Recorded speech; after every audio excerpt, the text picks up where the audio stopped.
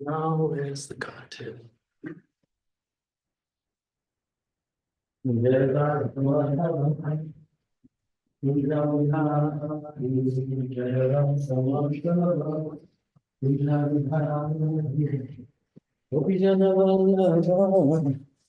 Givaradhari Jaya Gopishana Vallabha Girivaradhari Yasoda Nandana Brajajana Ranjana Yasoda Nandana Brajajana Ranjana Yamuna Tira Vanachari Yamuna Tira Vanachari Jaya Radha Madhava Kunja Vihar Jaya Radha Madhava Kunja Bihari Gopijana Vallabha Givaradhari Jaya Gopijana Vallabha Givaradhari Yasoda Nandana Brajajana Ranjana Yasoda Nandana Brajajana Ranjana Yamuna Tira Vanachari Yamuna Tira Vanachari Jaya Radha Madhava Kunja Bihari Jaya Radha Madhava Kunja Bihari Hare Krishna Krishna Krishna Hare Hare Hare Rama Hare Rama Rama Rama Hare Hare Hare Krishna Krishna Krishna Hare Hare Hare Rama Rama Rama Hare Hare Hare Krishna Krishna Krishna Hare Hare Hare Rama Rama Rama Hare Hare Jaya Prabhupada Prabhupada Srila Prabhupada Jaya Prabhupada Srila Prabhupada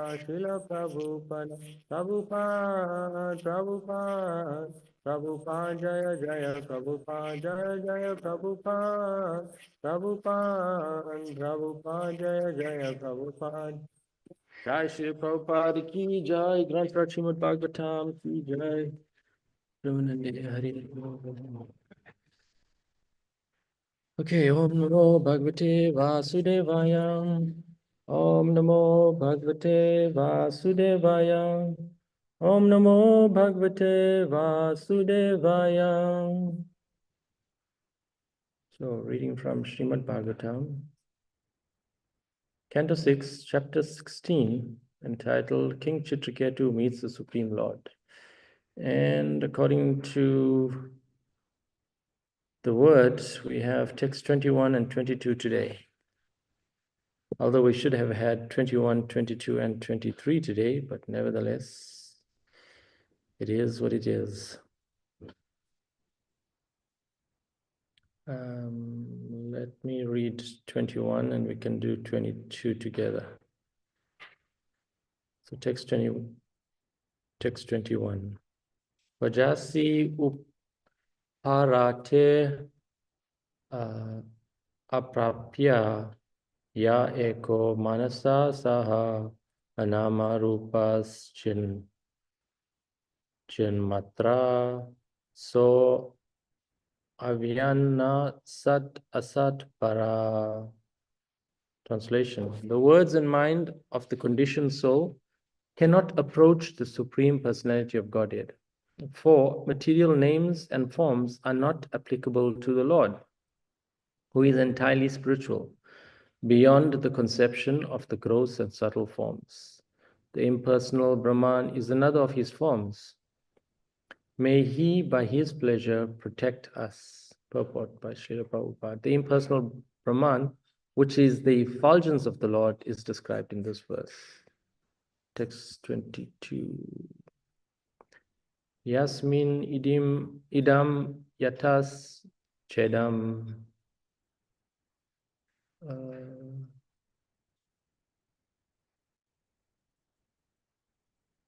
Anyway, there's nobody to repeat here. So I'll recite the verse and then someone else can try. Yasmin idam yatas chedam tistati apyati jayate mranmayesva iva marjatis tasmaite brahmane namaha. Yasmin idam yatas chedam tistati apyati jayate mranmayes iva marjatis tasmaite brahmane namaha. Yasmin idam yatas chedam tistati apyati jayate marmayes viva marjatis tasmaite brahmane namaha. Okay, Charaka Prabhu, your turn. Yasmin idam yataschedam tishtat yap yeti jayate mrinmayesh viva bridjatis tasmaite brahmane namaha. Okay. Yasmin idam yataschedam tishtat yapyeti jayate minmayesh viva mrijjatis tasmai te brahmane namaha. Nice. So nice. Okay, Yasmin, in whom? Idam, this cosmic manifestation. Yata, from whom? Cha, also. Idam, this cosmic manifestation. Tistati, stands. Apyati, dissolves. Jayate, is born. Mirt Mayeshu, in things made of earth. Iva, like. Mirt Jati, birth from earth. Tasmai, unto him. Te, you. Brahmane, the supreme cause. Namaha, respectful obeisances. Translation: as pots made completely of earth are situated on earth after being created and are transformed into earth again when broken, this cosmic manifestation is caused by the Supreme Brahman, situated in the Supreme Brahman and annihilated in the same Supreme Brahman. Therefore, since the Supreme Lord is the cause of Brahman, let us offer our respectful obeisances to him. Purport by Srila Prabhupada. The Supreme Lord is the cause of the cosmic manifestation. He maintains it after creation. And after annihilation, the Lord is the reservoir of everything. Om Gyanati Varandasya Jananjana Shalakaya Chakshum Itamyana Tasmai Shri Gurube Namaha. Panchakalpa Trubhesha Kripa Sindhurevacha Patitanava Pavnebhyo Vaishnavabhyo Namo Namaha. Jai Shri Krishna Chaitanya Prabhu Nityananda Shri Advaita Gadadhar Shivasti Gaur Bhaktavrinda. Hare Krishna Krishna Krishna Hare Hare Hare Rama Rama Rama Hare Hare. So welcome devotees. Thank you for joining this morning's class. So, of course, in these verses, we are reading about King Chitraketu and Angira Rishi and Narad Muni. And I think here Narad Muni is preaching to King Chitraketu. And we see it's been quite a journey. We've, along the way learned so many nice lessons in these verses. Of course, King Chitraketu was bewildered upon he was in great jubilation upon the birth of his son, but then completely morose at the death of his son. And so in these verses that we're reading this chapter now, King Chitraketu is about to meet the Supreme Lord face to face. So we'll read in a few verses' time how he is given this mantra. And as he chants this mantra, guess what? Within 1 week, he sees the Lord face to face. And then, of course, the Bhagavatam is such an amazing book that it, contains all the action, all the drama, all the, powerful love stories, everything is contained in the Bhagavatam. And so I uncovered a few verses in the 10th canto. It seems to me from, of course, my position of, way down there in the lower planetary system, so to speak, that the Bhagavatam is ever expanding. I've read new things that wasn't in the Bhagavatam before. Suddenly appeared. But yes, this is the Bhagavatam. It's always fresh. Same with the Bhagavad Gita, that every time you read it, it's never same dull, boring subject matter that you've read before. So I was quite intrigued and amazed at some of the things that I found in these verses. So of course we learned that, what did we learn in the last few verses? That we are part and parcel of the Supreme Personality of Godhead. Same in quality, exact same qualities as the Supreme Personality of Godhead, but very, very minute in quantity. We learned that the size of the spirit soul is 1/10,000th, the tip of the hair. And now we are learning that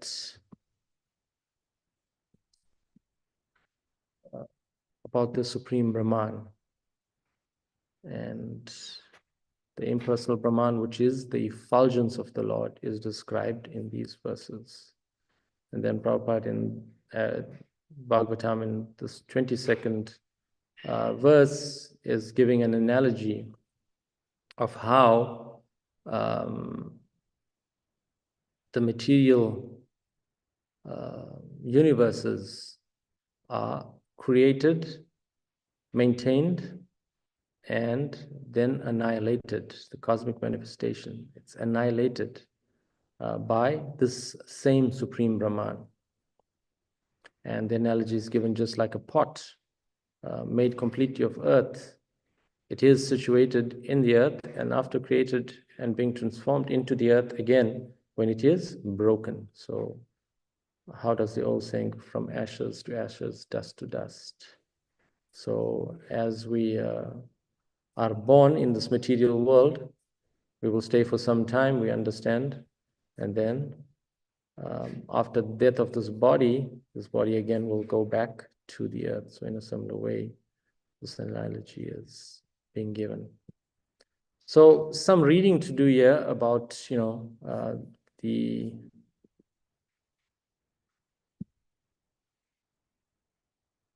structure of the universe and how everything is emanating from none other than the Supreme Personality of Godhead. Some time back, we had sent this picture, if devotees can remember. I guess this one can work. We had sent this picture of the universe. I'll resend it on the Haituki group. And if you can refer to it, that would be great.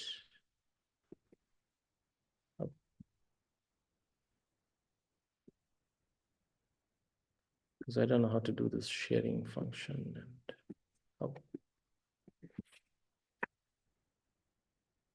If you can put the picture in the chat. yeah, oh, you can put it in the chat too? I think so. Okay, I'm sending it on the WhatsApp group, Gita Nagari Hautiki. Let's see if we can put it in the chat. Maybe we can. Zoom. So you go to the chat and everyone is there. Okay, let's see if it's actual load.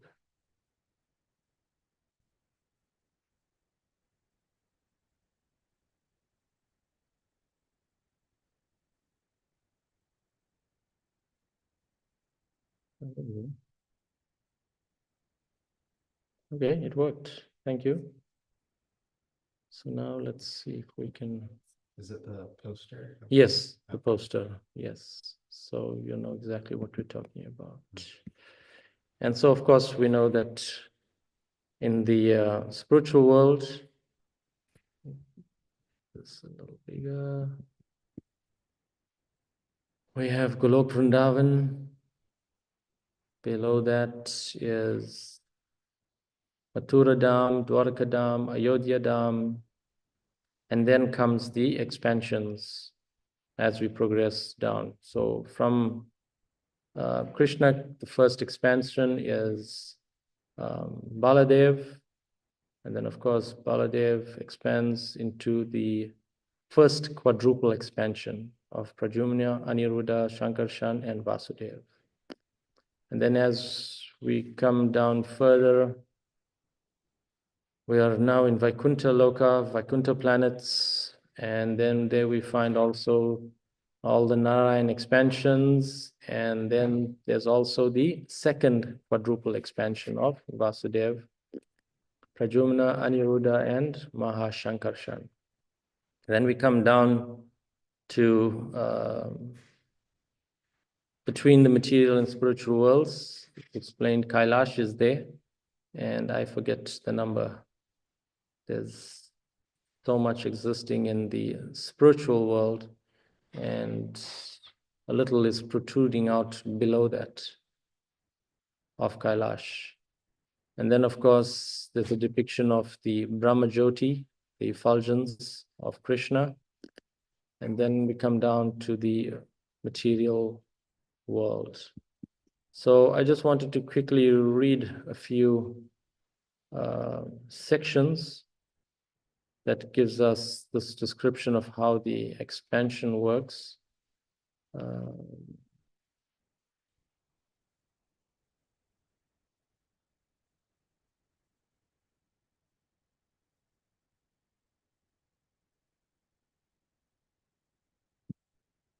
That's a fun fact.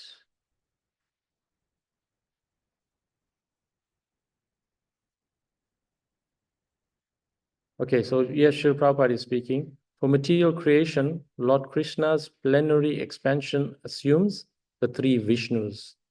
The first is Mahavishnu, or Karanadakshaya Vishnu, creates the total material creation known as the Mahatattva. And how does he do that? By his glance. The second, Garbhodakshaya Vishnu, he enters all the universes to create diversities.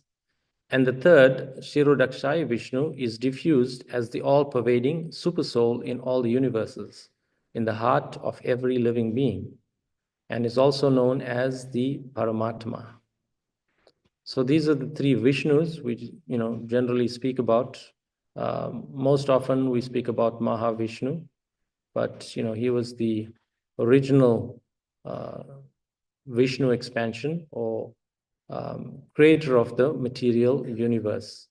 And so it's explained that as Vishnu is breathing, then so many universes are coming into being. And so that's when he's exhaling. And then, of course, as he's inhaling, there's the solution of so many universes. So in between, of course, Vishnu is maintaining the entire cosmic creation. And then, of course, there's the Sirodakshaya Vishnu, which appears as the spirit soul, super soul, sorry, the super soul, the Paramatma. So these three Vishnus are there.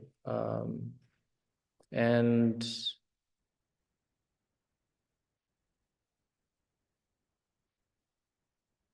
Okay, let's just read this section here. All the universes are collectively produced by Karunarakshai Vishnu, called also Mahavishnu, who simply throws his glance to impregnate the material sky. So that information is given in the Srimad Bhagavatam 1.3.1 purport. They can only see the circular sky overhead without any information that this universe, as well as many other hundreds of thousands of universes, are each covered by sevenfold material coverings of water, fire, air, sky, ego, and material nature, just like the huge footwall, pumped and covered, floating on the water of the causal ocean, wherein the Lord is lying as Mahavishnu. All the universes in seed are emanating from the breathing of this Mahavishnu, but it is but a partial expansion of the Lord, and all the universes presiding over by the Brahmas vanished when the Mahavishnu withdraws his great breath. In this way, the material worlds are being created and vanished by the supreme will of the Lord. So that's in Bhagavatam 2.1.25 purport. So we find that, of course, the Lord, he expands himself by his different energies as well as by his plenary portions. In a corner of the spiritual sky of the Brahma Jyoti, a spiritual cloud sometimes appears, and a covered portion is called the Mahatattva.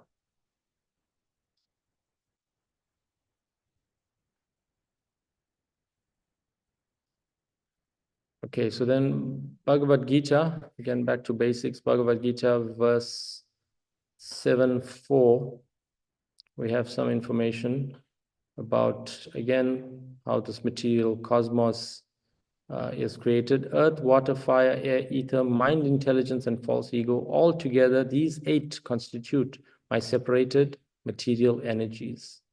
So in the purport, Prabhupada again is describing these different types of Vishnus and how the Supersoul is also known as the Paramatma. And Prabhupada is explaining in that purport, anyone who knows these 3 Vishnus can be liberated from material entanglement. This material world is a temporary manifestation of one of the energies of the Lord. All the activities of the material world are directed by the 3 Vishnus, Vishnu expansions of Lord Krishna. So a little bit more information is given in that Bhagavad Gita 7.4. There are no spiritual diversities in the Brahma Jyoti as there are in the Vaikuntha Lokas. And the impersonalists accept that the Brahma Jyoti is the ultimate eternal goal. The Paramatma manifestation is also a temporary, all-pervasive aspect of Sirodakshaya Vishnu. The Paramatma manifestation is not eternal in the spiritual world. So here we're given a little bit more information in this purport, where Prabhupada is explaining that the Mayavadis, of course, they believe in Aham Brahmasmi, I am spirit, to the extent that they extend it to the point that there is no personal feature of Krishna, the Supreme Personality of Godhead. They believe that the end goal is the Brahma Jyoti, and their idea is to merge with the Brahma Jyoti. But our understanding as devotees, from reading the same verses in the Bhagavatam, that there is the Supreme Personality of Godhead, Sri Krishna, who is the original Swayam Bhagavan. I have that verse here somewhere.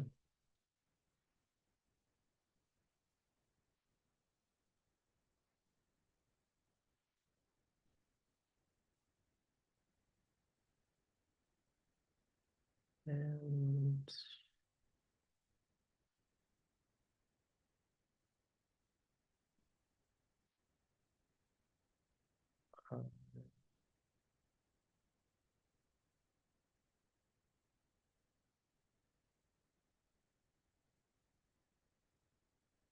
okay, anyway, I can't find the verse, but in the Brahma Samhita 5.1, Krishna says, Ishvara Parama Krishna Sachidananda Vigraha Anadi Ranai Govinda Sarva Karana Karanam. The Supreme Personality of Godhead is Krishna, who is the body of eternity, knowledge, and bliss. He has no beginning, for he is the beginning of everything. He is the cause of all causes. Elsewhere it is said, Yatra vitiranam Krishna kyam param brahma narakriti. The supreme absolute truth is a person. His name is Krishna, and he sometimes descends on this earth. Similarly, in the Srimad Bhagavatam, we find a description of all kinds of incarnations of the Supreme Personality of Godhead. And it is in this list of names, in this list, the name of Krishna also appears. But then it is said that Krishna is not an incarnation of God, but the original Supreme Personality of Godhead.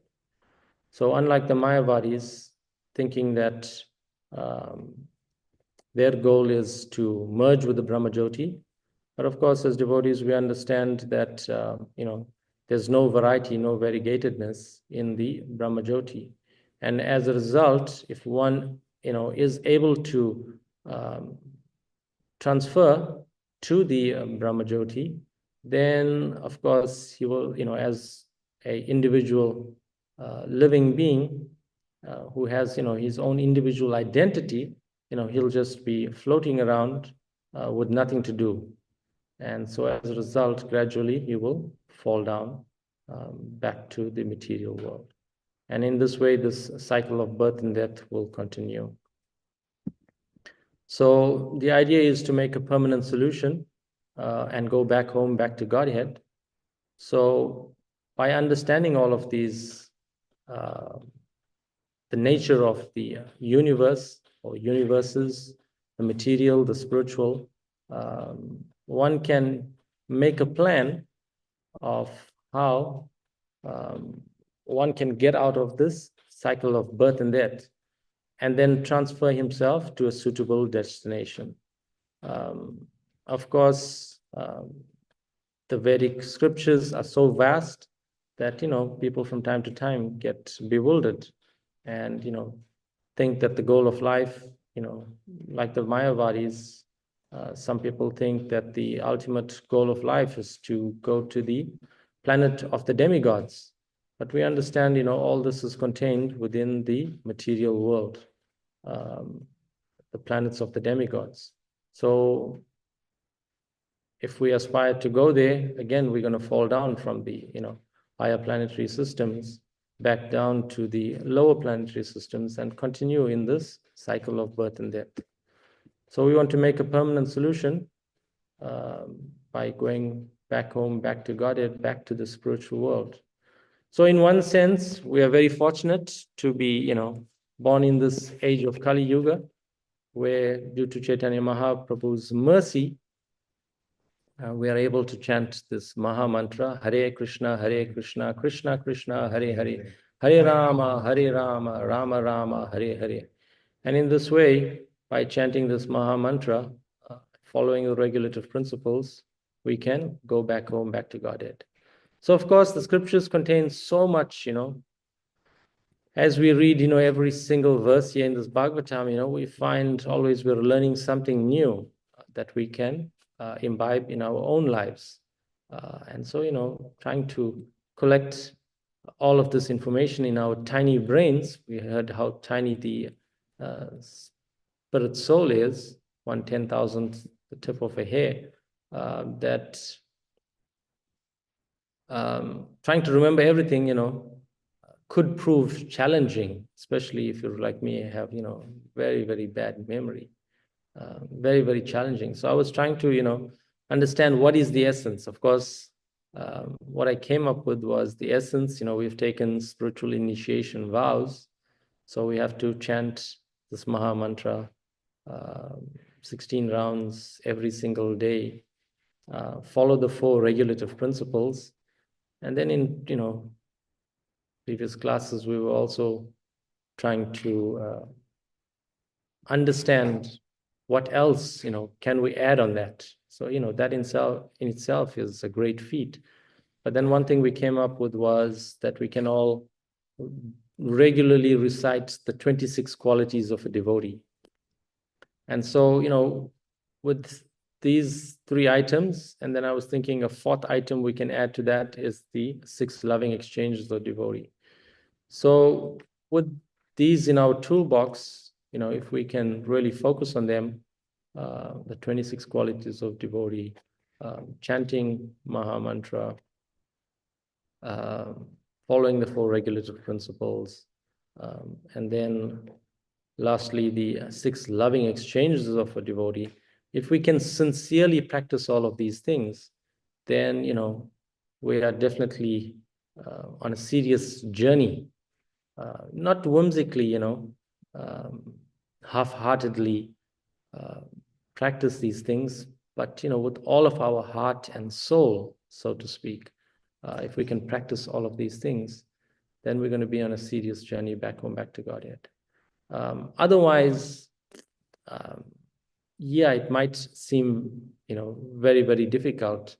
Am I really going to make it?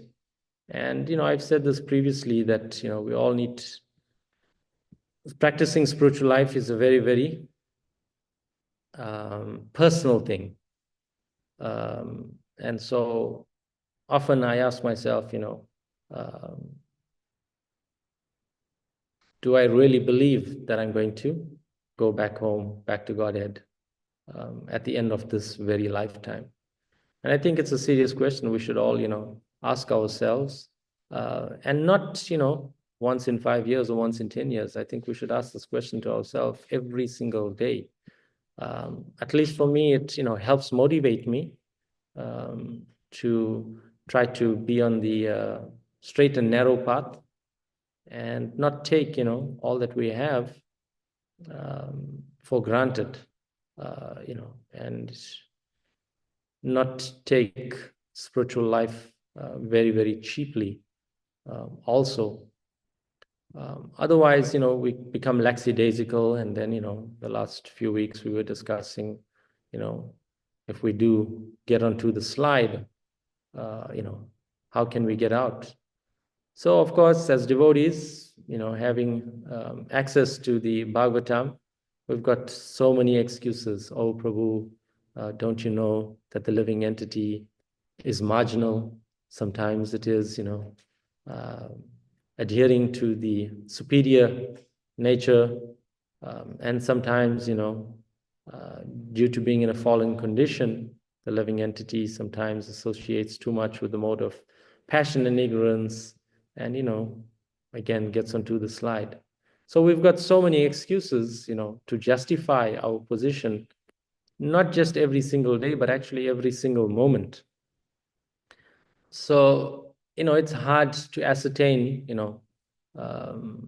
where are all the serious devotees sometimes, because we're constantly in this state of, the example is given like on the ocean shore, that sometimes the waves are covering the sand, and sometimes at low tide, sand is more visible.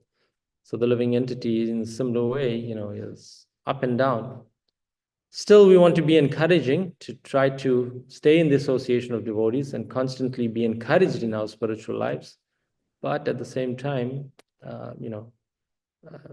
nobody can really judge, whether we are serious on this journey, or are we becoming lackadaisical and, entering the slide. And then, I like that analogy Taraka Prabhu was saying, was that once, similar example he was giving of the slide. Slide is like jumping from a building or a mountain, and halfway down deciding that, oops, I want to go back. It becomes very, very difficult to go back at that point in time. So let us not get onto the slide. Let us constantly try to push each other, so that we can, all at the end of this lifetime, go back home, back to Godhead.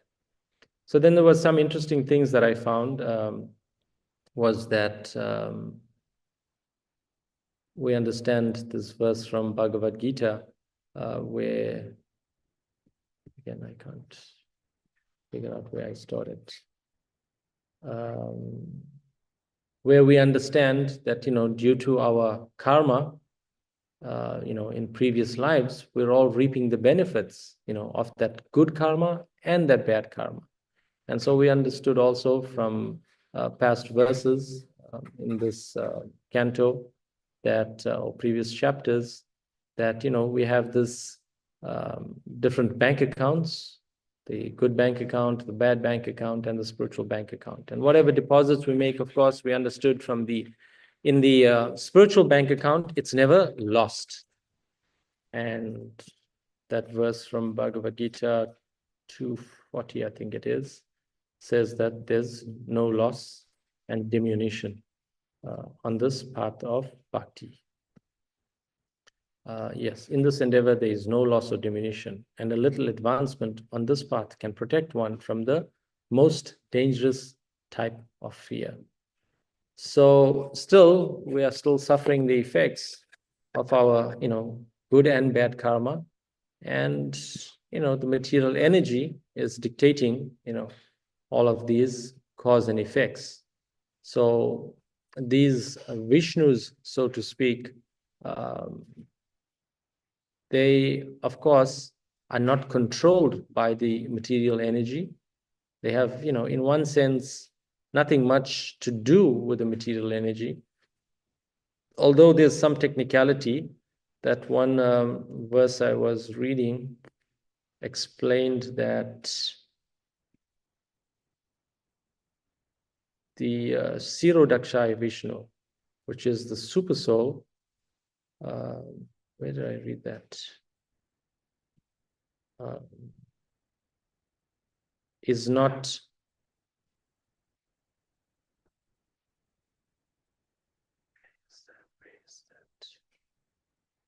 how did Prabhupada say it? It's not spiritual. I just needed a little unpacking.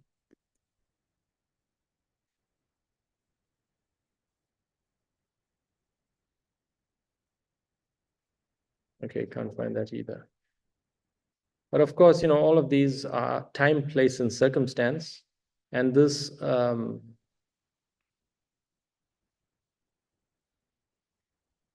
particular Vishnu as the super soul does not exist in the spiritual world. So that was an interesting point I came across. But we can understand that the super soul, even though it is not material, it is completely spiritual, so to speak, but it only exists in the material world. There is no use of the super soul in the spiritual world. So, of course, it is an expansion, as we've been reading or understanding, an expansion of Vishnu, or these three Vishnus, one of the expansions. So, this is the mercy of the Supreme Personality of Godhead, that he appears here as the super soul to give the living entity direction only if he wants it. And so, of course, we understand, due to this minute independence, we're very, very puffed up, and in this way, very confused about whether I am matter or spirit. But gradually, as we get the association of saintly persons, the spiritual master can help take us out of the darkness and bring us to light again, so that we can understand exactly who we are and what the goal of life in this material world is. So in this way, we can charter a path back home, back to Godhead. So the Bhagavad Gita, again, just has got so much of nice information that I was also a little astounded by these verses. 1154, in the purport, Prabhupada explaining the four-handed form of Narayan and the two-handed form of Krishna are eternal and transcendental, whereas the universal form exhibited by Arjuna is temporary. And so, we understand Arjuna, when he was perplexed on the battlefield, at some point he requested Krishna to show him the universal form. And when Krishna showed him the universal form, he was completely bewildered. And he was so bewildered to the point that he was afraid, very, very scared. And in this way, he asked Krishna to again see his two-armed form.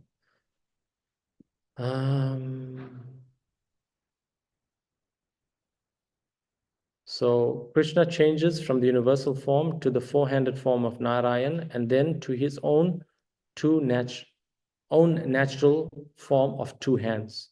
This indicates that the four-handed forms and other forms mentioned in Vedic literature are all emanations of the original two-handed Krishna. He is the origin of all emanations. Krishna is distinct even from these forms, what to speak of the impersonal conception. So we understand Krishna and his holy names are non-different. That is why when chanting this Maha Mantra, we are in direct association of none other than the Supreme Swayam Bhagavan, Sri Krishna.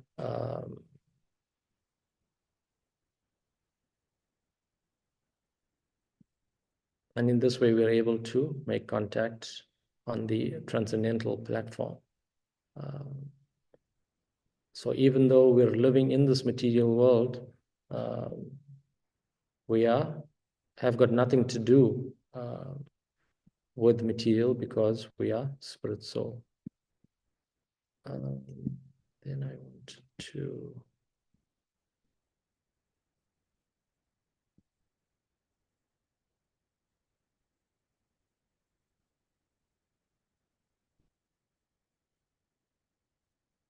so as far as incarnations are concerned, we understand after these Vishnu incarnations, there's also Leela avatars of Krishna. So the Srimad Bhagavatam contains, so many Leela avatars, the Kumaras, Narad, Vara, Matsya, Yagya, Narayan, Kapila, Datreya.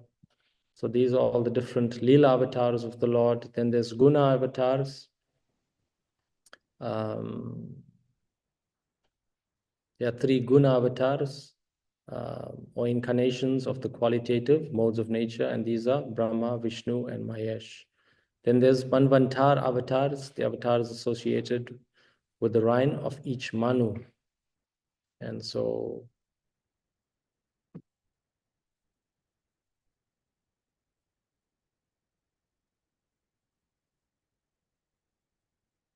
there's Vamana, Sarvabhauma, Rishab, Visvaksena, Dharmsetu, Sudama, Yogeshwar, and so forth. These are the 14 Manus. Then there's Yuga avatars. So in each Yuga, there's, a different avatar. And then our understanding is, of course, in this age of Kali Yuga, the most recent incarnation is none other than Chaitanya Mahaprabhu. And his color is yellowish. And then we know at the end of Kali Yuga, the Lord again will come and annihilate the verses. Then there's Shakti-Avesh avatar. So there's that category of expansion of the Supreme Lord as well. And so in this way, there's just so many different expansions of the Supreme Personality of Godhead, like the chart was showing. And so understanding all of these things can put things in proper perspective for us. What is the actual goal of life, and not be confused, by just settling for something less and trying to, just go to the heavenly planets, for example. Why settle for that when we have access to go back home, back to Golok Vrindavan? Okay, that's all I have on these verses. Any comments, questions? There was something I wanted to read from the 10th canto, if I can find it here. That sheds a little more light on these different expansions and how they work also.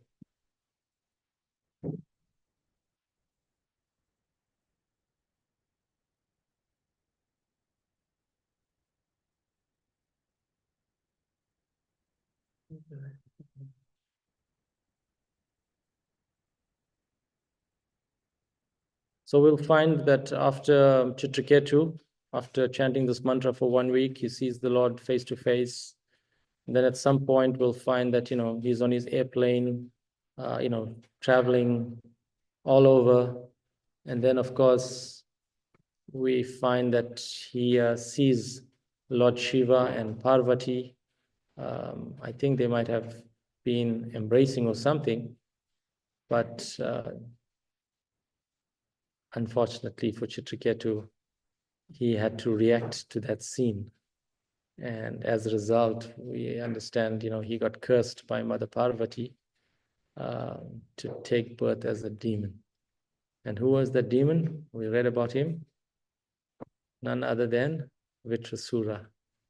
So as a result of that curse, he took birth as the demon Vitrasura. And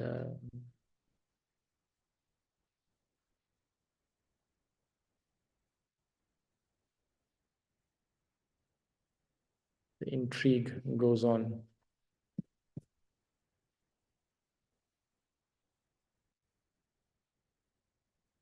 Anyone has any more information to share about these Vishnus? The effulgence of the Lord? I've got, I am puzzled by this idea that Kshirodakshay Vishnu does not exist in the spiritual world. This is an unfamiliar concept to me. Kshirodakshay Vishnu is eternal.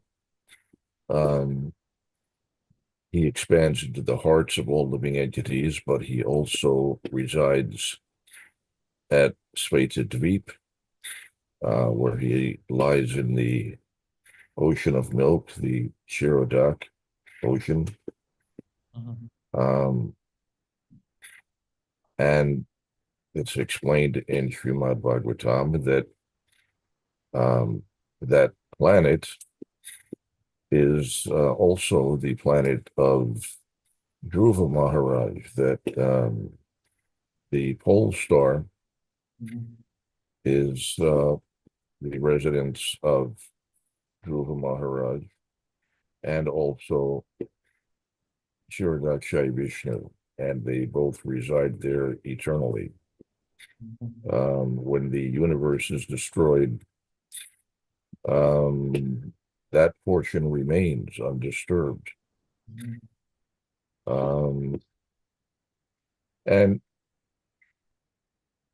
while Kshirodakshay Vishnu may not be present in Goloka Vrindavan, he still resides eternally on Sveitadvip, and wherever he is the spiritual world. It's as I said, it may not be Goloka Vrindavan, but there are innumerable spiritual planets, and this one planet, Sveitadvip, exists, at least in this universe. And I'm not clear on the nature of that planet, whether it is considered to be a material planet or a spiritual planet. Whatever it is, you can look up in the sky at night and you can see it.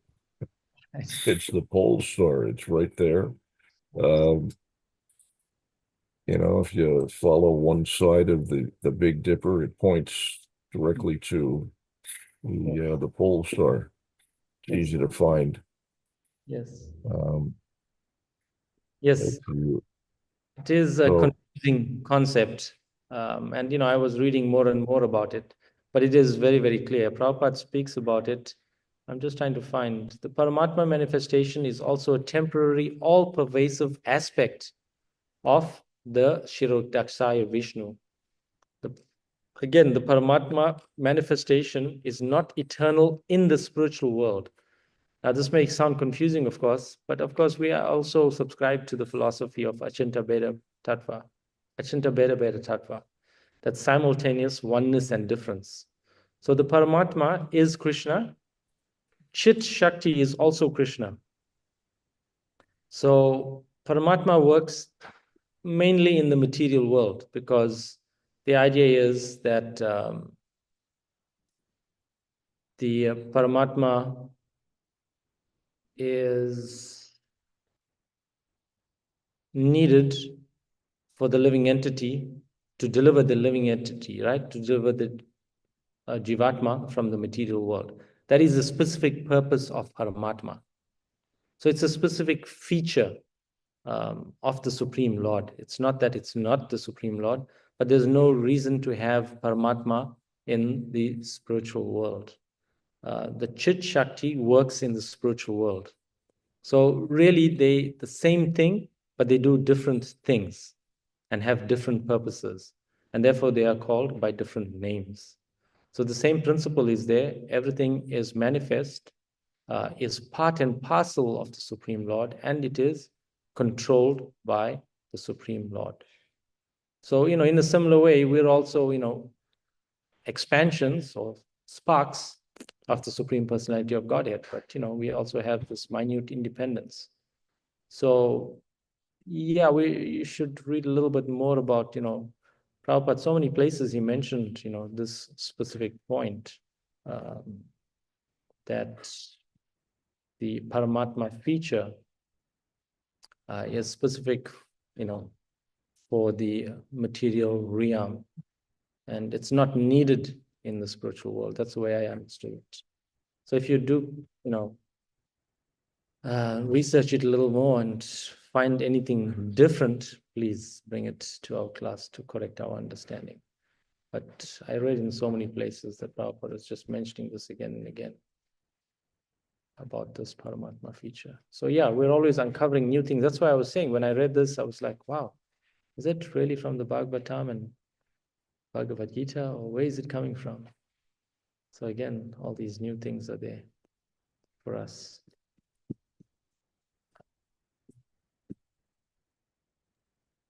Prabhu, where were you reading from?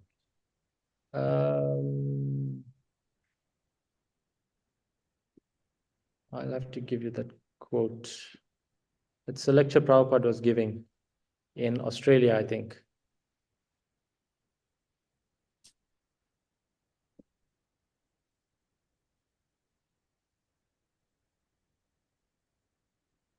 Copied and pasted so much of stuff in this pages here.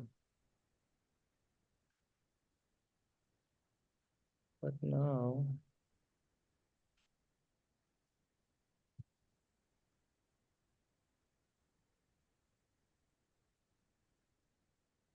they all seem to be jumbled up.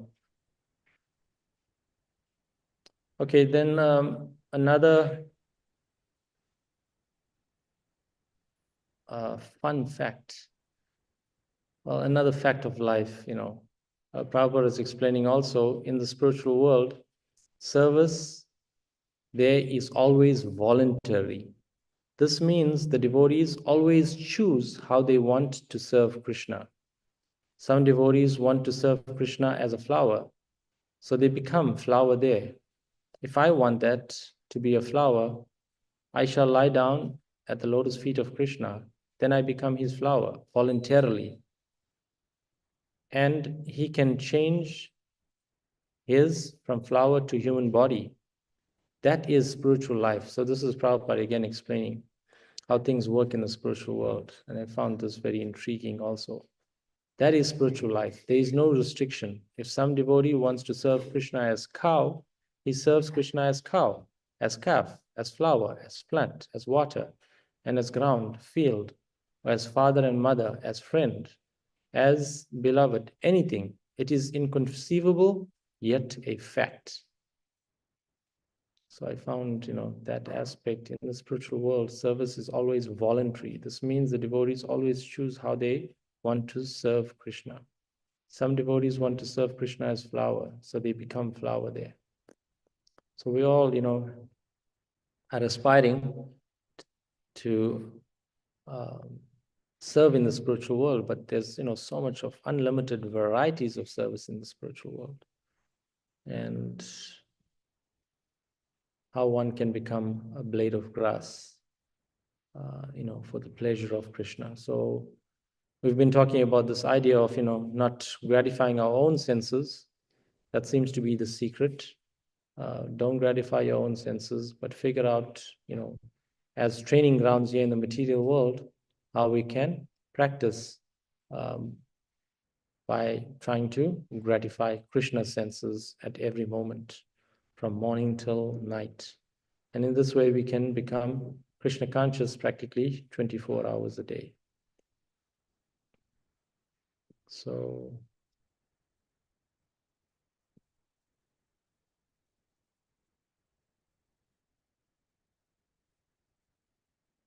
let us all take, our spiritual lives very, very seriously, and make a plan to go back home, back to Godhead. So then I was also reading in Bhagavad Gita 11:54, where Krishna is saying, "My dear Arjuna, only by undivided devotional service can I be understood as I am, standing before you, and can thus be seen directly. Only in this way can you enter into the mysteries of my understanding." And so here, Prabhupada in the purport is giving us, Krishna can be understood only by the process of undivided devotional service. He explicitly explains this in this verse so that unauthorized commentators who try to understand Bhagavad Gita by the speculative process will know that they are simply wasting their time. No one can understand Krishna or how he came from parents in a four-handed form and at once changed himself to a two-handed form. These things are very difficult to understand by study of the Vedas or by philosophical speculation. Therefore, it is clearly stated here that no one can see him or enter into understanding of these matters. Those who, however, are very experienced students of Vedic literature can learn about him from the Vedic literature in so many ways. There are so many rules and regulations, and if one at all wants to understand Krishna, he must follow the regulative principles described in the authoritative literature. Okay, we are getting ready. I wanted to finish reading that.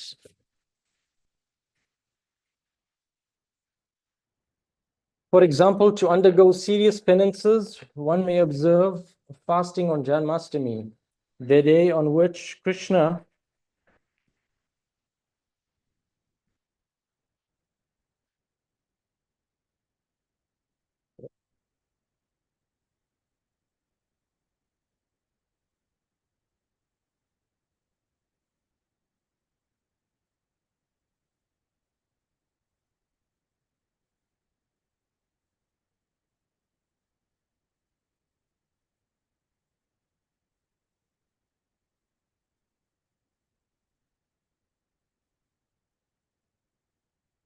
one can perform penance in accordance with those principles. For example, to undergo serious penances, one may observe fasting on Janmashtami, the day on which Krishna appeared, and on the 2 days of Ekadasi, the 11th day and the new moon, and the 11th day, the day after the full moon. As far as charity is concerned, it is plain that charity should be given to the devotees of Krishna who are engaged in his devotional service to spread the Krishna philosophy or Krishna consciousness throughout the world.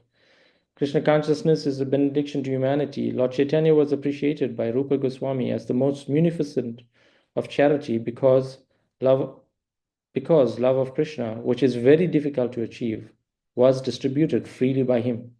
So if one gives some amount of money to persons involved in distributing Krishna consciousness, that charity given to spread Krishna consciousness is the greatest charity in the world. And if one worships as prescribed in the temple, in the temples in India, there is always some statue, usually of Vishnu or Krishna. That is a chance to progress by offering worship and respect to the Supreme Personality of Godhead. For the beginners in devotional service to the Lord, temple worship is essential. And so, this purport just goes on and on. So the idea is that, we need to become very, very serious by undivided devotional service. Can I be understood? So, sometimes, like I was saying, as devotees, at least, I should speak for myself, we become a little lackadaisical, thinking that, yes, I live in the Dham, take so many things for granted that, if I don't chant good rounds, still my spiritual master will forgive me. And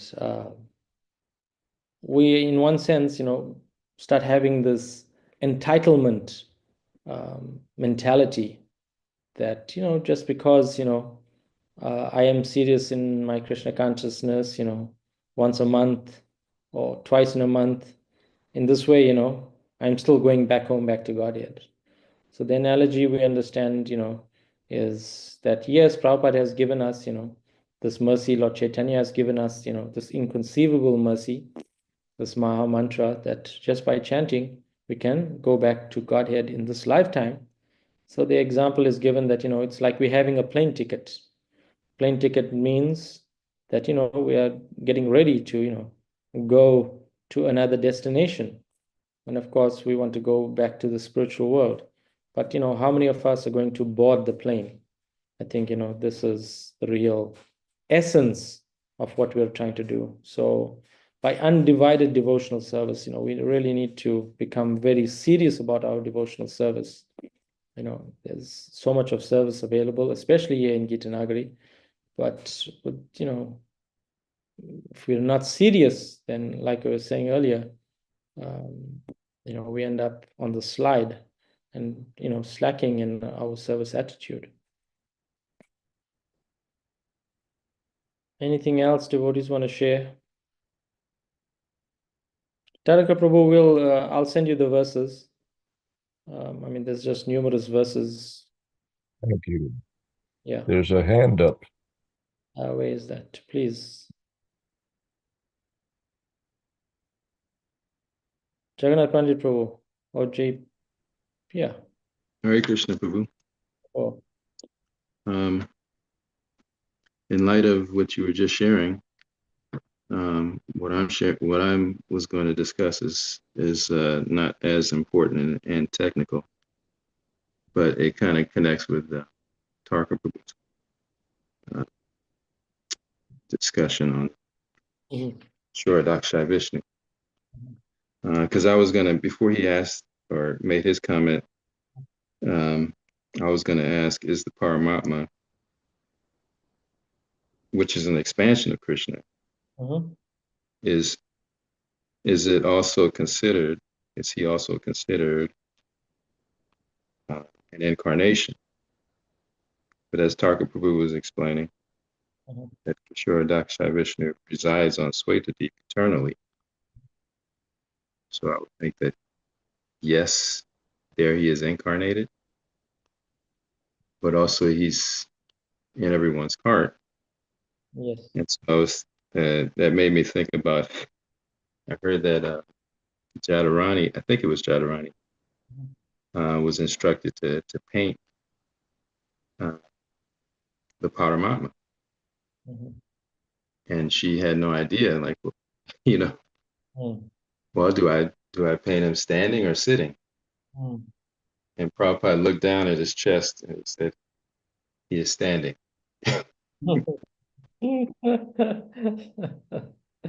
Right. So is he considered an incarnation within our hearts? But also he's also like considered the permitter as Chaitya Guru, president of the heart. Yes. And then he also expands as the spiritual master. So yeah, sometimes we use these terms interchangeably. Like we often read that Chaitanya Mahaprabhu is an incarnation, in different places. So in a similar way, but we understand that Lord Chaitanya is none other than Krishna himself. He is technically, according to the definition, we say Yuga Avatar, but technically we understand, he is none other than the Supreme Personality of Godhead and not just, an incarnation. So we use these terminologies sometimes, interchangeably.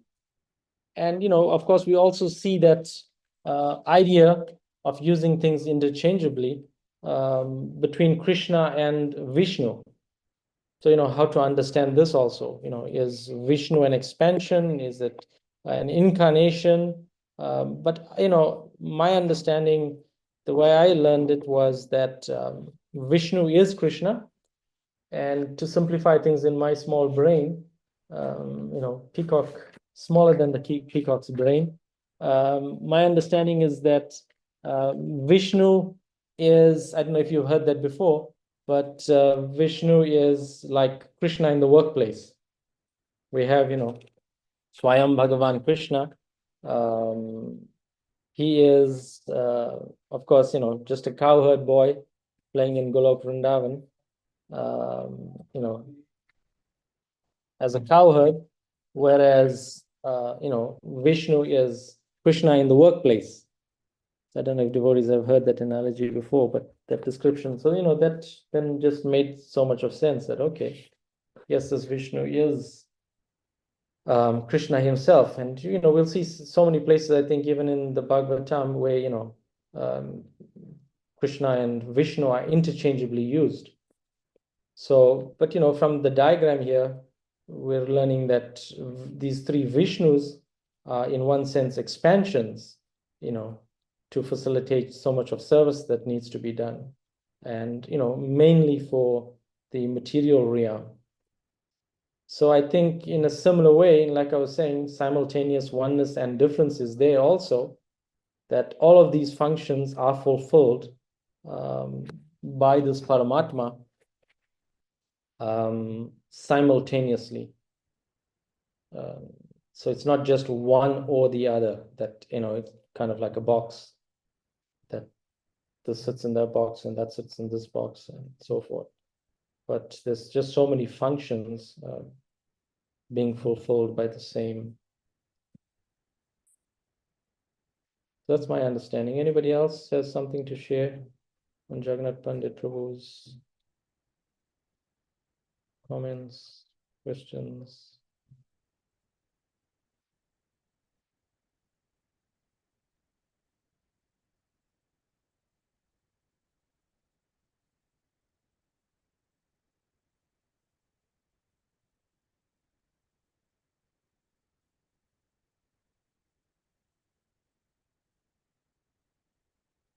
Maybe I won't just share it then with all these references. I won't just share it with Taraka Prabhu. I'll share it on the Connections group so everyone can read about Paramatma. So it seems like it wasn't new only for me. It's new for everybody. How this Paramatma has got so many features.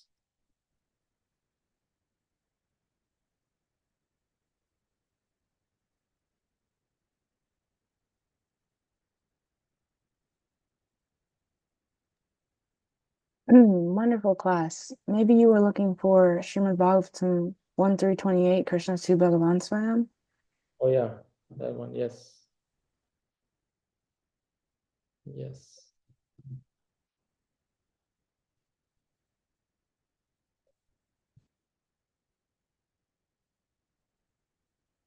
Then also you should research this idea of Paramatma. Okay, if there's nothing else, then we'll close here and hear from Jana tomorrow. Thank you, Jana, for giving class tomorrow. We look forward to that.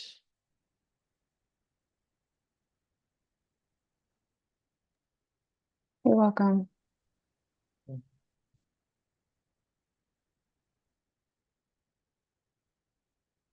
Okay, thank you, devotees. I got some contractors here. Thank you. Take care. Hare Krishna. Hey, I'm Yeah. finding some Mhm. some unreliable internet discussion of this Paramatma issue. It looks like in Bhagavad Gita, Srila Prabhupada in a purport said something about the fact that the Paramatma feature there is no need for the presence of the Paramatma feature in the spiritual world because there is no forgetfulness of Krishna. What verse was that in Bhagavad? And that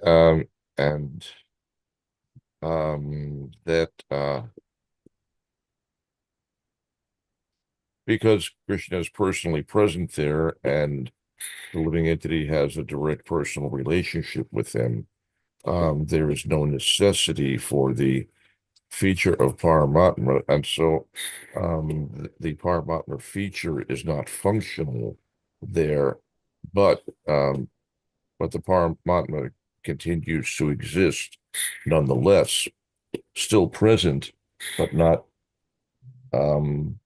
functionally present. Mhm.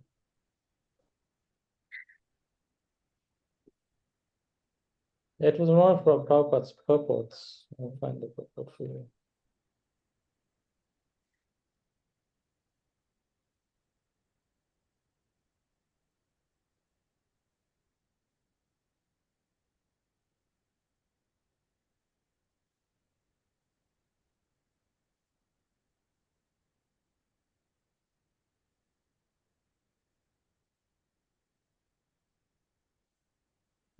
Is it Bhagavad Gita 7:4?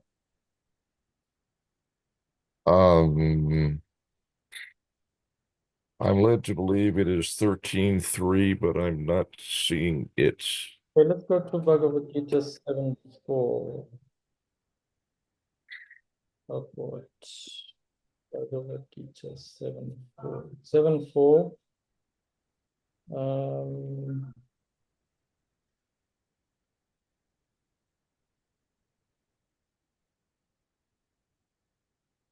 Yeah, that's where Prabhupada says it. So Prabhupada is saying there are no spiritual diversities in the Brahmajyoti as there are in the Vaikuntha Lokas. And the impersonal accepts this Brahmajyoti as the ultimate eternal goal. The Paramatma manifestation is also a temporary, all-pervasive aspect of Sirodakshaya Vishnu. The Paramatma manifestation is not eternal in the spiritual world.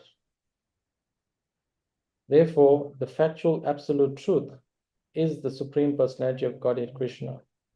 He is the complete energetic person and he possesses different separated and internal energies.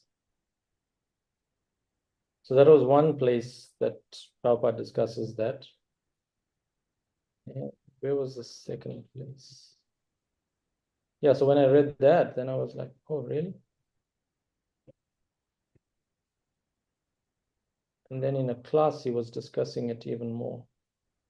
I don't think it was in the same verse. There was a Bhagavatam verse that he was discussing it even more.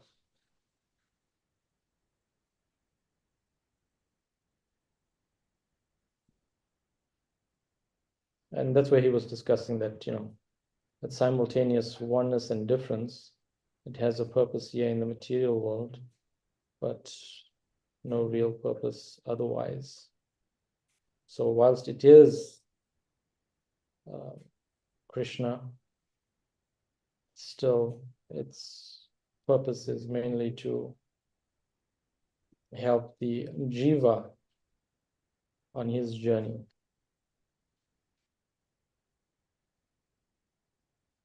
So Bhagavad Gita 7:4 is, I think, where it started.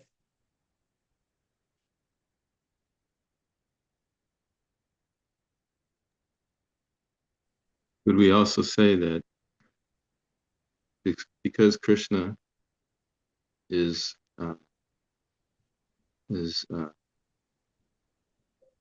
the origin of everything, everything is within him, Mhm. that all of his incarnations are within him, Mhm. wherever he is, even Goloka Vrindavan, Mhm. and that they're just in the dormant state, although they also manifest in their incarnations and expansions, and also with their particular. There was something I was reading can't remember where, but it was talking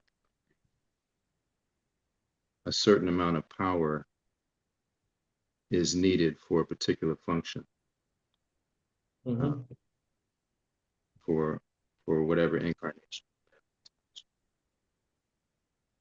Yeah. So you can see it that way. Yeah, because as living entities, we also learned, which verse is that in the Bhagavad Gita, that we are composed of the superior nature. The way we behave, or at least the way I behave, one would think that definitely this guy is composed of the inferior energy of the Lord. But, Bhagavad Gita,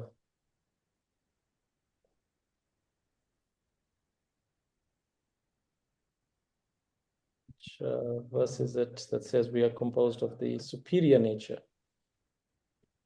of the Lord?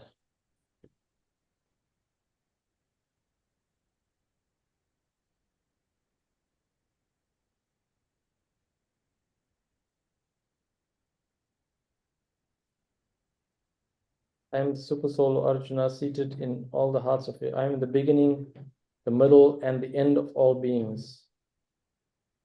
So that's one verse, but that's not the superior nature. That's Krishna explaining that he is the super soul, Paramatma, seated in the hearts of all living entities. I am the beginning, the middle, and the end of all beings. In this verse, Arjuna is addressed as Gurikesh, which means one who has conquered the darkness of sleep. For those who are sleeping in the darkness of ignorance, it is not possible to understand how the Supreme Personality of Godhead manifests himself in various ways in the material and spiritual worlds. Thus, this address by Krishna to Arjuna is significant because Arjuna is above such darkness.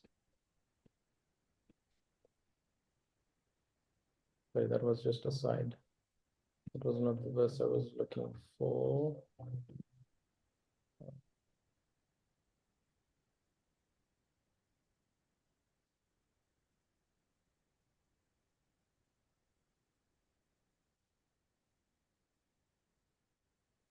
Yeah, nature.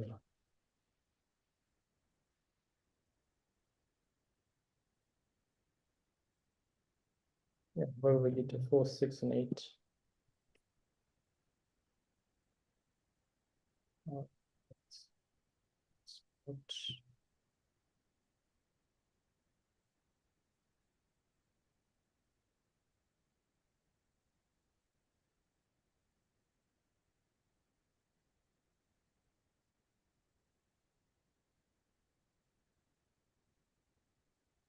Bhagavad Gita 7.5, sorry.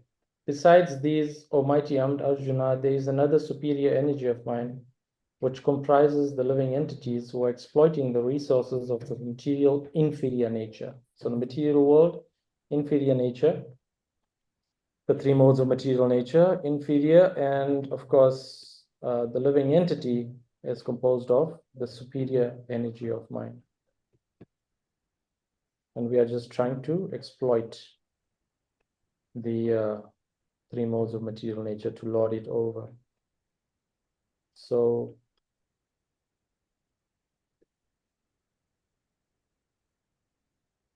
that I was thinking was also significant in terms of being composed of the superior nature of the Lord, the living entity. Yeah, it is clearly mentioned that the living entities belong to the superior nature or energy of the Supreme Lord. The inferior energy is matter manifested in the different elements: earth, water, fire, air, ether, mind, intelligence, and false ego. Both forms of material nature, namely gross and subtle, are products of the inferior energy.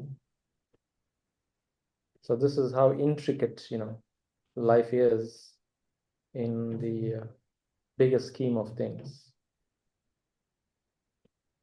So there's, this whole mixture, melting pot, but yet it's all precise and all perfect.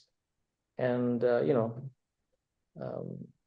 if you incorporate Achinta Beta Tattva into it, it's simultaneously all one and different. So one has to scrutinizingly study the Vedas, and in this way one can analyze and see. And then maybe for next class I'll save it, but I read some nice verses in the 10th canto about the birth of Krishna, and how it was all directed by Yogamaya. And at first Yogamaya didn't want to accept that role of transferring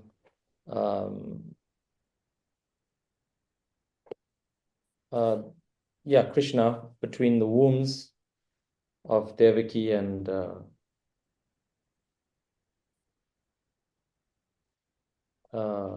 Mother Yashoda. So initially she didn't want to, but Krishna had made it clear that this is how this pastime has to unfold in terms of the birth of the Supreme Personality of Godhead. And so it was all very carefully orchestrated, and those 6 sons of Devaki, they were cursed in their previous life, to take this temporary birth, and that's why they ended up, being killed. How was it? It was the Vasus, I think,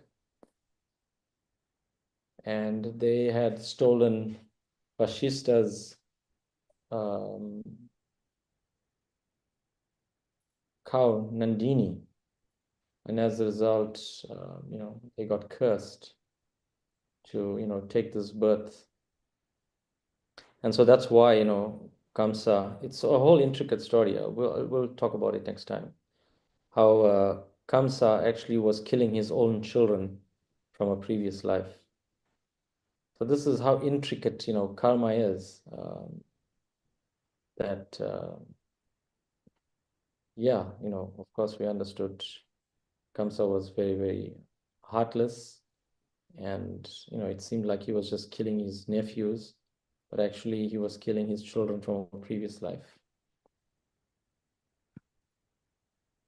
So karma is super intricate, and so we just need to stay very focused on the goal, and worshiping the Supreme Personality of Godhead in the association of devotees, chanting Hare Krishna,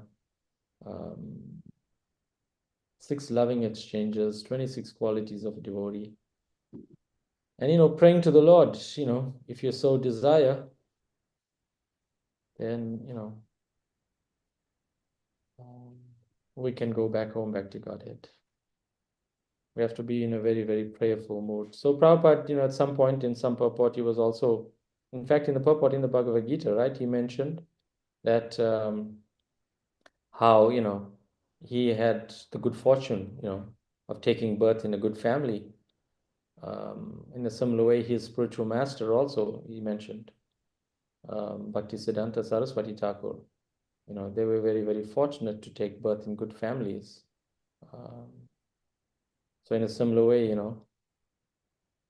when one is born a devotee or born in a devotee family, it's very, very auspicious, and one has this opportunity to go back home, back to Godhead. And so we need to take full advantage of this.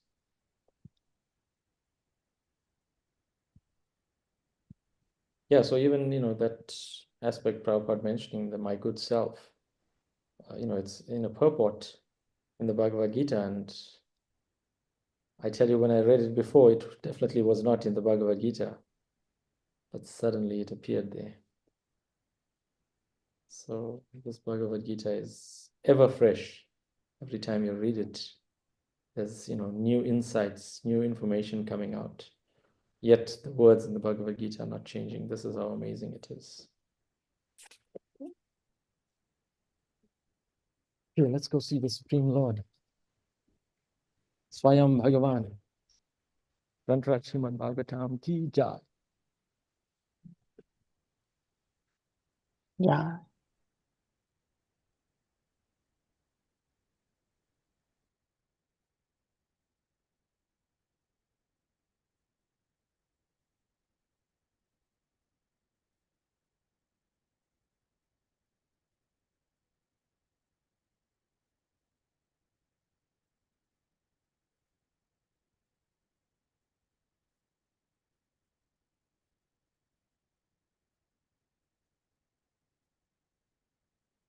And let's see, Srila Prabhupada ki jai.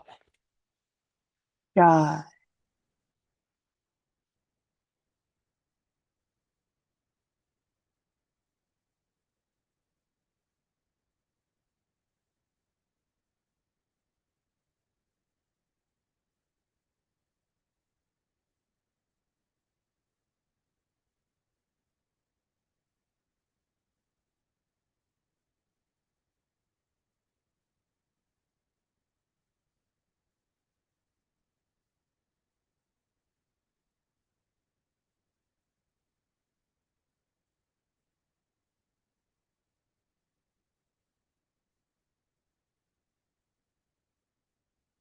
Okay, thank you. I have to keep running. I got some contractors here. Srila Prabhupada ki jai. Thank you, Jana. Take care. Thank you, Taraka Prabhu, Jagannath Pandit Prabhu.